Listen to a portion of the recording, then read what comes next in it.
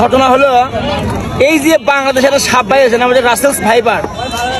তো এই সাপ যে সরকার দমন করবি বা মানুষ দমন করবি এখনো এরকম কোনো পদক্ষেপ কেউ নেয়নি। তার কারণ হচ্ছে যে এই সাপ হলেই কি না হলেই কি মানুষ বাঁচলেই কি মরেই কি। কিন্তু যদি কোনো কবিরাজ বা ডাক্তার করলেও নেয় যে এই সাপের তেলে বিশেষ অঙ্গ হয় শক্তিশালী, স্ট্রং, লম্বা বড়, তাহলে দেখলে না এলাকার সমস্ত মানুষ খুঁটিয়ে খুঁটিয়ে হলে ওই সাপ বাই করলে অনেক করে ওই সাপ আইনদের তেল বাই করলে অনেক করে খালি জোরে খালি মালিশ করলে অনেক। এখন বড় হোক বা না হোক কিন্তু এরকম কোনো উপকারিতা নাই। যদি রাসেলস ভাইপারের সাপের তেল, আন্ডার তেল, ঠান্ডার তেল, চোখের তেলের মতো কাজ করলে অনেক দেখলে না দেশের কোনো সাপ নাই।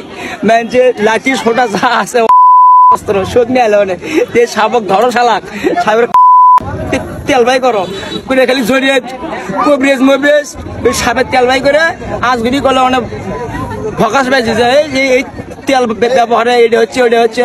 কিন্তু আসলে তেলের কোনো উপকারিতা নাই দেখে এই সাপকে মারিচ্ছেও না ধরিচ্ছেও না। যাই হোক, সবাই ভালো থাকেন, সুস্থ থাকেন, আর এই সাপ থেকে দূরে থাকেন। এই সাপের তেলে কিন্তু কোনো উপকারিতা নাই।